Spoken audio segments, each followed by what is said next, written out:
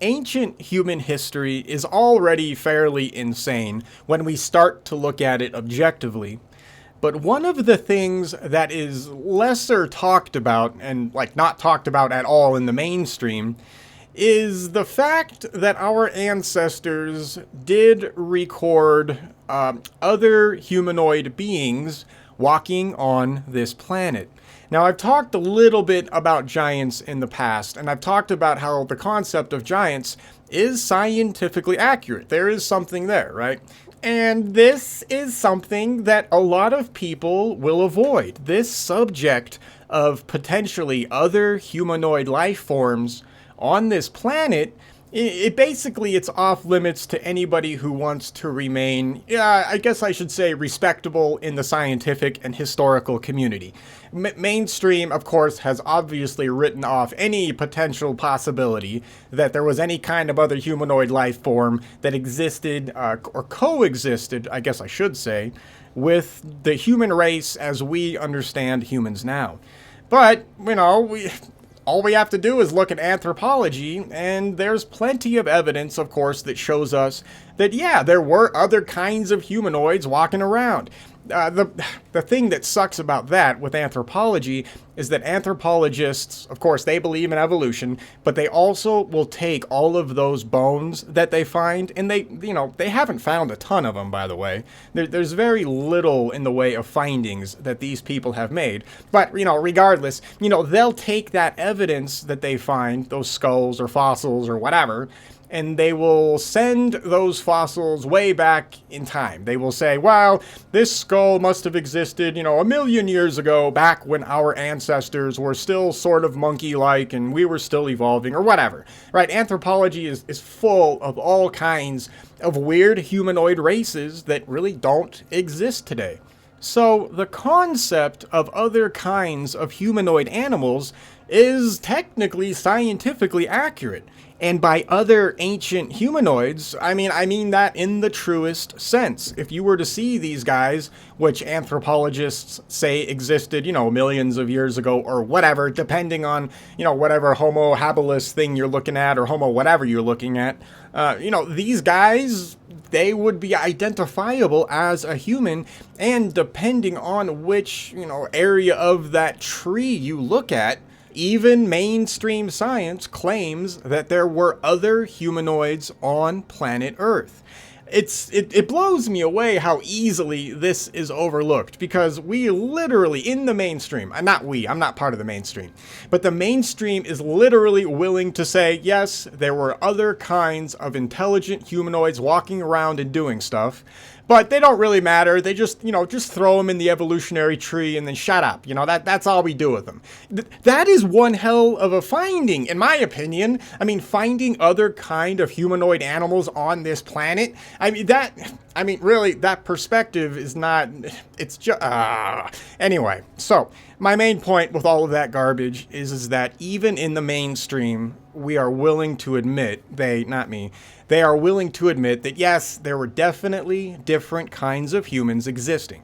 And depending on how far you go back relative to mainstream chronology or mainstream anthropological timelines, humans literally coexisted with one or two or maybe more of these different kinds of humans.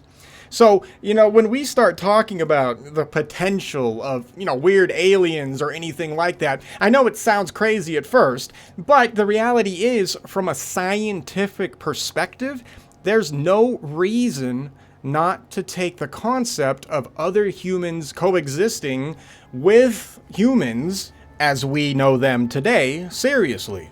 So, things get weird when we start to study ancient history and we find our ancestors not only talking about different kind of humanoids that they existed with. For example, if that race of giants is real, everybody records their existence and everybody records dealing with them. Is it potentially possible that our ancestors are not lying? Now, while giants get a lot of the focus of this kind of area in history, there is a whole other area in historical studies that also deals with a potential other humanoid race coexisting side by side with humans as we know them today.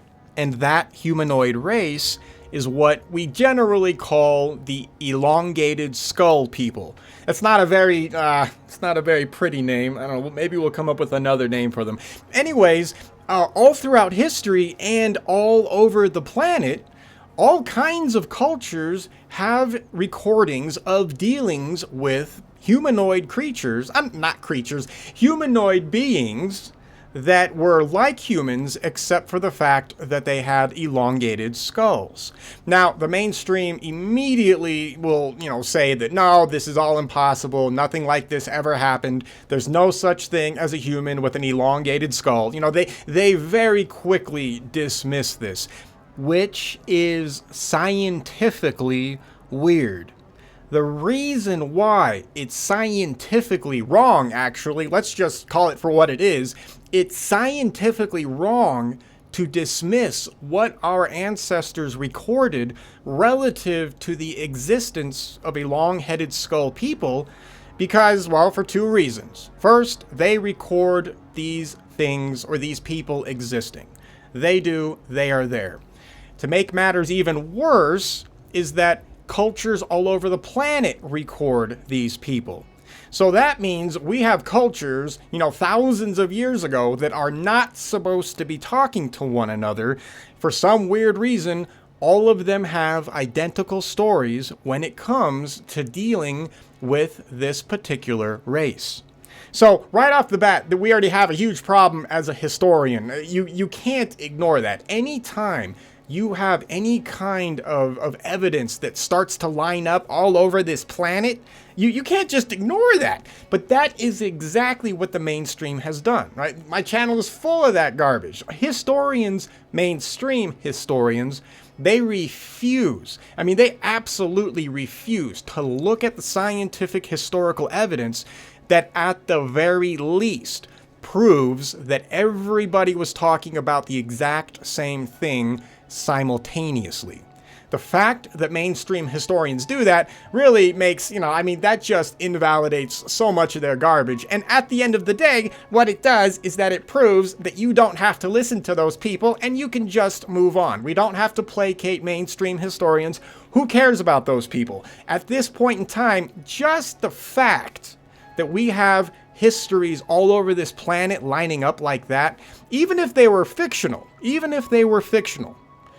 it still matters that everybody records the existence of a long-headed skull race. Now, it gets worse for historians, and then it gets worse for scientists, because not only do we find those stories all over the planet, we also find the bodies. This is where things piss me off.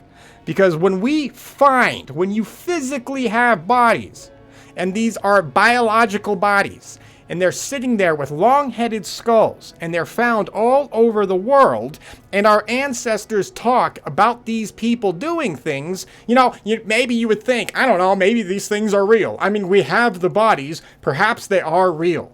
Now, what mainstream historians and scientists, biologists, or whatever, anthropologists, whatever, what they will say immediately to what I just said is they will say, no, that's just cradle boarding on the head. That is not an actual separate species. That is just, dumb monkeys, strapping boards to their babies' heads and then just elongating them for fun, I guess. Yeah, what is the reasoning, right? Why? It doesn't even make sense. Why would you find cradle boarding all over the planet? Why do we find this at all? That's the first question. That's the very first thing that we have to ask. Why the hell do we find cradle boarding existing at all? Maybe, I could see maybe one civilization somewhere, right? Somebody starts a cult, elongate your baby's skull, and then maybe, you get rich or something, or you can dance around in the fire. I don't know. Maybe one culture. But when we find multiple cultures all over this planet cradle boarding their children because they are trying to mimic some kind of a godlike status, Yeah, we need to start paying attention. That means that something in human history must have happened that triggered this behavior. Like I said, we can maybe see one, max two cultures for whatever reason starting something like this. Fine, that would be fine. But when we find dozens of cultures on separate continents, yeah, we have a problem. Something else is going on, and all you have to do to see that is use common sense. We don't have to do anything else. Isn't that amazing? You just employ common sense, and then all of a sudden, life starts to make sense. It's that simple, literally. However, mainstream historians and scientists do not do this. Now, to play devil's advocate and to give their position a little bit, cradle boarding, obviously, like I said, it does exist, and people did indeed do that to their children. But that does not mean that every single body that is found with an elongated skull is a cradle-boarded skull.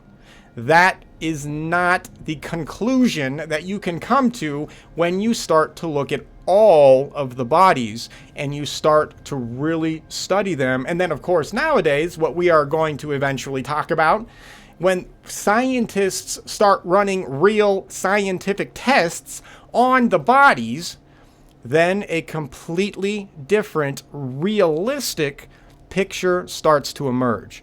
Now, the good news is that we can completely just get rid of the mainstream scientific and historical point of view on these skulls or on these people, because the reality is none of those historians or scientists have approached the problem using the actual scientific method. And by that, what I mean is that we have found bodies all over this planet with the elongated skull condition. Mainstream science and mainstream history doesn't go the next step, take the body, go run real tests on it and see what you get. You think you would do that. I'm just saying, if you're a scientist, if you're an anthropologist and somebody digs up an elongated skull body and it's in good condition, I would think you would immediately run over there and try to do everything that you could to study and figure out what the hell that thing is. If for no other reason to disprove the whole, other potential possible race situation. But that doesn't happen, does it? No, these people, they just ignore it. No, they just say, no, they're just crazy cradle boarder, whack jobs. We don't need to do any scientific tests because that's how smart we are. I have a degree, I already know, I can wash my hands of it, and then I move on. And that is exactly what they do. That is not how we do science. That is not how we do history. The good news is that at least there is some scientific organization down in Peru trying to do just this. They are actually taking a real scientific approach to these elongated skulls to see what's going on. Now, the interesting thing here is that these organizations, they are not trying to specifically prove that these are a completely different race.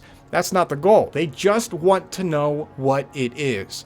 That is how you do science. You just need to find out what it is. It doesn't matter what the answer ends up being, but we do need to find the answer on a scientific level. So, let's move down to Peru. Now, Peru, or really all of South America, is just amazing and fascinating in and of itself, historically speaking, ancient historically speaking. But one of the more insane finds that is, I don't want to say common, but it's common enough to where everybody essentially knows about it. One of the things that they keep finding down there are bodies of elongated skull people. And they don't just find like one or two or three, they have found hundreds of them. I mean, and realistically, I would not be surprised if there are literally thousands or tens of thousands. But I mean, the only thing I can probably guarantee is that hundreds have been found. And the good news is that on YouTube, you can actually go and see videos of these bodies yourself. You don't have to trust me, all right? You can literally go see people handling these skulls and looking at them and analyzing them. Brian Forrester, he's one of those good guys that are out there doing that. That dude has done amazing work for the community. It's not quite my area, but his stuff is fascinating when it comes to all of the amazing things that guy has discovered.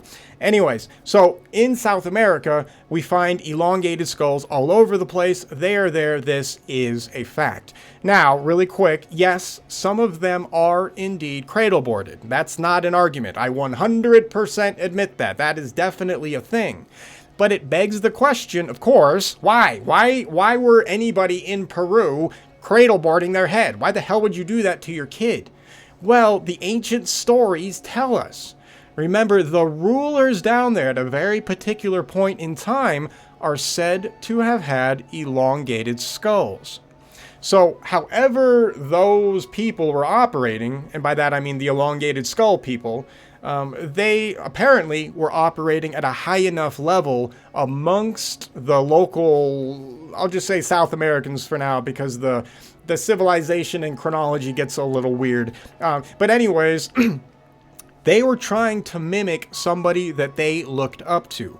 They would not just elongate their baby skull if it was like, some homeless, whack job walking around slapping people with, I don't know, a palm tree stick or something. I don't know. I don't know what you do down there. Whatever. You're down there throwing beetles at people because you're crazy, right? Nobody is going to mimic that.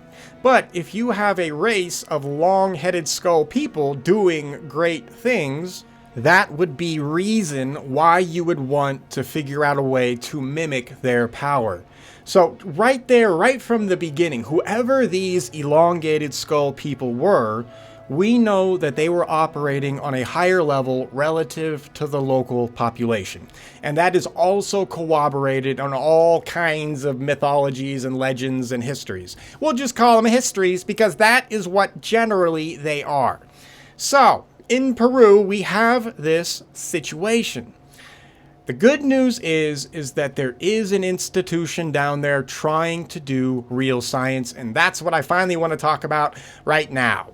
Here we have a paper from South America from the RGSA, International Scientific Committee.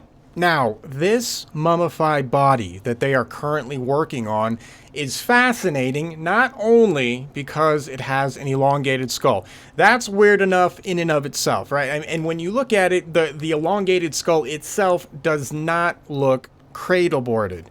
You can see that right off the bat. So when somebody gets cradle-boarded, there's a whole volumetric thing that goes on with the skull, and we'll talk about that in a different show. I don't want to waste time. Anyway, there's a big difference between somebody with an elongated skull that has been cradle-boarded versus a legitimate elongated skull. So right off the bat, this mummy already showed promise. It got even crazier because when they started to analyze it, what they found is the thing had 3 fingers and its entire body structure was not the same as a standard human's structure. So there's a lot of weird oddities with this mummy right off the bat. And of course, mainstream is going to tell all of us that it's all fake, it's all, blah, blah, blah garbage. Hey, but the good news is now there are scientific papers out that you can now go read and you can actually peer review. How many mainstream scientists do you think are going to peer review these papers? Yeah, none. 0. If you said 0, you are correct. They are not going to touch this. The reason why they are not going to touch this is because if this is ultimately proven correct, everything changes. That is why this is so important. So the abstract of the paper goes like this. To report the tomographic and morphometric analysis of the head of the Tridactyl Humanoid specimen from NASCA-PERU. Now, they call it the tridactyl human because of the 3 fingers. And there's all kinds of other biological oddities. I'm just going to focus on this paper. And yes, for those of you who are paying attention to this stuff, I know I'm jumping ahead of the other paper, but I just found this today and I wanted to do a quick show on it. So, this paper essentially covers the skull and what they did to try to dig into it and see what they could discover relative to what the scans would show them. So what they used is cephalometric imaging analysis. What this did is it provided data on the skeletal and the dentolavellar structures, both normal and pathological. And yes, I'm going to butcher these words. Please bear with me. I'll leave a link. Don't worry. You can go read this. All right, so the craniocervical mandibular system consists of cranial, cervical, and maxillomandibular structures. The Tridactyl Humanoid specimen was found in Peru and dates back to what they think would be around 240 to 383 AD. Yeah, that date is very interesting chronologically. Now, they're going to give us a date relative to mainstream chronology, so I wonder where that would factor in on the new chronology. Yeah, we got to talk about South America more in the future. We haven't really gotten to them all that much yet. Yeah, okay, anyway, yeah, we'll dig into that later. All right, so the specimen exhibits atypical cranial and facial features, that's an understatement, including cranial elongation and maxillofacial deformities. Those, what they're calling deformities, yeah, they might not be deformities. They might just be how this particular race looks. All right, so the cranial elongation of the specimen shows a 30% increase in the cranial volume compared to humans. The specimen's head lacks hair and earlobes, with no signs of external compression causing cranial deformation. How do you like that? That's real science being done. You know, that thing that mainstream historians and scientists refuse to do. You see, this is why I think it's okay to start hunting mainstream historians as if you were Predator from that one movie. I mean, you put on your helmet, you put on your little laser thing, and then you just go invisible and you start hunting on universities, because the reality is none of these historians are ever going to do any. No earlobes though. Yeah, that's interesting. Huh. Yeah. Oh, and by the way, if you thought I was going to have some miraculous answers for you guys about what's going on here, no, you get to learn with me. I'm just going over the paper with you guys. Maybe you can figure out what the hell is going on and what this is. Actually, if you guys do have information, please send that to me. This stuff is fascinating. All right, anyway. Let's go over the analysis of the skull. All right, so what they found on the specimen is a 30% increase in the cranial volume compared to humans. No signs of artificial cranial deformation are observed, and we already went over that. Skull to face volumetric ratio is 1.3 to 1, indicating larger brain mass. Yeah, and that would be expected because the stories of the elongated skull race, I mean, like I said, these guys were supposed to be operating on a higher level than you and I. That would make sense then for them to have a larger brain. It's just like over in Egypt, right? With Akhenaten and all those guys. Yeah, crazy stuff. Okay, different show for a different time. All right, so the specimen also exhibits a strong maxillary biprotrusion and mandibular protrusion. Cranial facial growth alterations are observed in the specimen. Cranial facial growth alterations, Interesting. Okay. Ocular protrusion and enlarged eyeballs are noted in the specimen. Yeah, I know, everybody probably just thought about gray aliens. Don't go there yet. We actually have to talk about that later because there's a whole other side to that we have to acknowledge. Not for this. Okay, anyway. And then also the subject's cranial volume does not match ancient Nazca people, suggesting a new hominid species. Yeah, this is the crazy stuff, man. We are being lied to on such a scale. I mean, it's absolutely insane. You would think that mainstream scientists would jump, I mean, absolutely leap off a building to get their chance at something like this, at a discovery like this. This is exactly what we want in science, and everybody ignores it in the mainstream. I mean, it's absolutely insane. It's an absolute testament to the strength of psychological conditioning. Absolutely effective stuff. Just amazing. All right, we'll wrap it up. I wanted this to be a fast show. We've already gone way over what I wanted. Okay, so the conclusions for the paper. Basically, the cephalometric analysis revealed a class 2 skeletal pattern with an ANB angle indicating a hypodivergent facial biotype. Their age estimation for this specimen was around 35 to 40 years old. Sex estimation based on cranial anatomical features identified as male.